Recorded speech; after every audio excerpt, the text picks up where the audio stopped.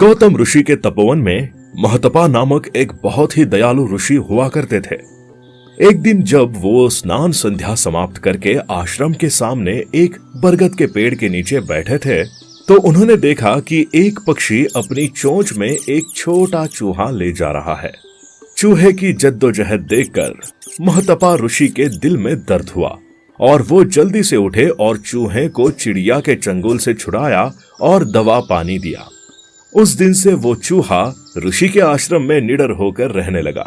उसकी शरारतें देखकर वो ऋषि भी खूब मस्ती करने लगे।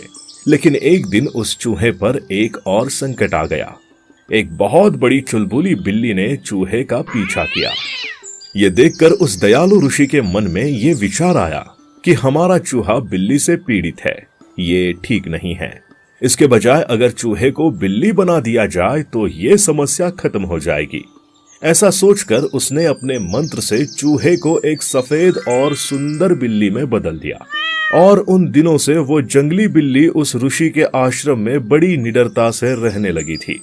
लेकिन कुछ ही दिनों में ऋषि को एहसास हो गया कि कुत्तों की वजह से उनकी बिल्ली को जो परेशानी हो रही है वो ठीक नहीं है। इसलिए उन्होंने मंत्र के रूप में बिल्ली को फिर से कुत्ता बना दिया। इसलिए उसे कुत्तों से परेशानी होना बंद हुई। ऐसे कुछ दिन बड़ी खुशी में गुजरे। लेकिन जल्द ही ऋषि ने देखा कि हमारा ये कुत्ता जंगल में बाघों की दहाड़ सुनकर डर जाता है। अगर उसे बाघ बना दिया जाए तो ये घटना नहीं होगी। तो फिर से कुछ मंत्रों का जाप करके कुत्ते के शरीर पर पानी फेंक दिया। उसी के साथ उस कुत्ते के स्थान पर एक भयानक बूढ़ा बाघ पैदा हो गया। इस तरह एक नन्हा चूहा उस ऋषि की कृपा से बाघ में बदल गया। ये बात केवल वही ऋषि और वो चूहा जानते थे। लेकिन बाद में उस ऋषि ने आश्रम में आने वाले सभी लोगों को उसकी हकीकत को बड़े मजे से बताना शुरू किया। ये सुनकर सभी का खूब मनोरंजन होने लगा और बाघ की शरारत से हंसने लगे। उस तरह का व्यवहार चूहे यानी हाली के बाघ के लिए और अधिक असहनीय हो गया और उसने सोचा कि जब तक ये ऋषि जीवित रहेगा वो अपने परिवार की कहानी सबको बताएगा और हर कोई उसका मजाक उड़ाएगा। इस तरह के व्यवहार को रोकने का एक ही उपाय है कि उस साधु को मार डाला जाए। ऐसा सोचकर वो उन्हें मारने के लिए ऋषि के ऊपर दौड़ा।